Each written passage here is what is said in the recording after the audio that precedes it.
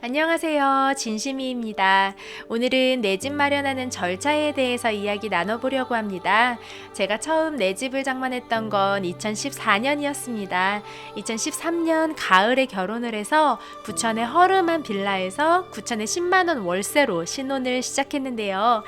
그 이듬해에 저보다 1년 먼저 결혼한 친오빠가 내 집 장만하는 모습을 보면서 우리도 집을 사야겠다라는 마음을 먹게 되었던 것 같습니다.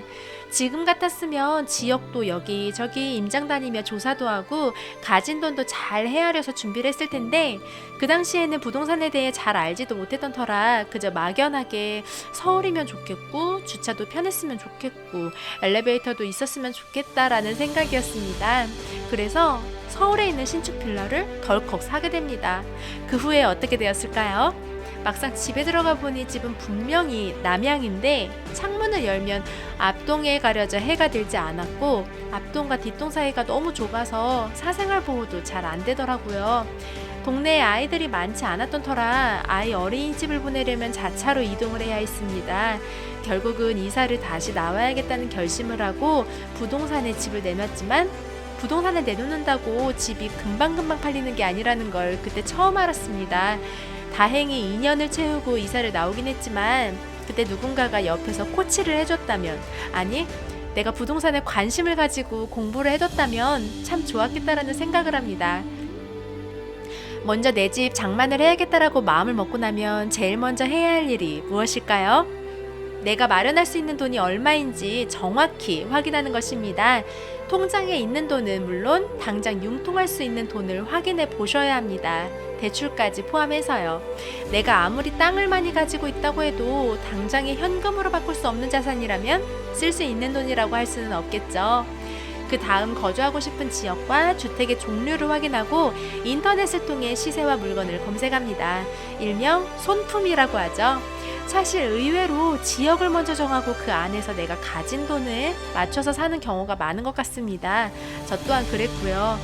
그런데 내가 가진 돈에 맞춰 최대한 많은 지역 범위 내에서 가능한 주택을 찾는다면 같은 가격에 좀 더 괜찮은 입지의 주택을 찾는 데 도움이 될 것입니다. 그 다음은 발품입니다. 지역과 주택의 종류가 추려지셨다면 그 지역의 공인중개사 사무소를 찾아갑니다.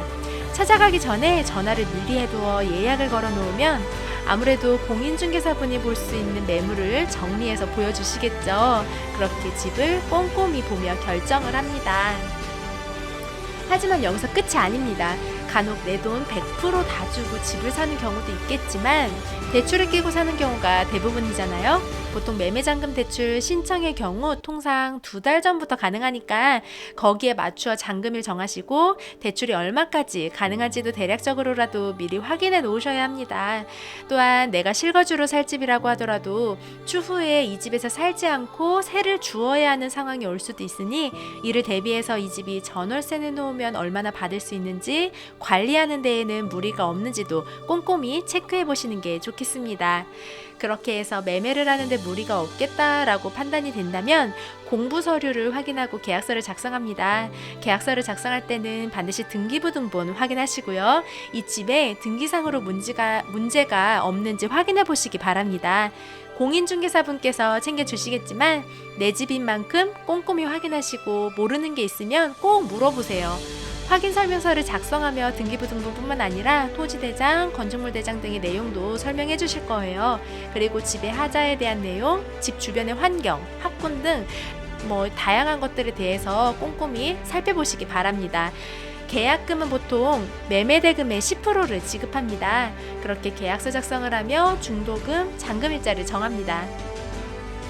그렇게 해서 작성한 계약서를 가지고 은행에 대출 심사를 신청하고 잔금일에 잔금까지 치르고 소유권 이전 등기를 합니다. 주로 소유권 이전 등기는 법무사님이 해주시는데요. 공인중개사를 통해서 소개를 받기도 하고 아니면 법무통이라는 어플을 통해서 견적을 받아보실 수 있습니다. 잔금하시기 전에 계좌이체한도 늘려놓는 것 잊지 마세요. 잔금은 큰돈이 오가야 하는 일이고 소유권이 왔다 갔다 하는 일이기에 보통 평일에 이루어지는데요.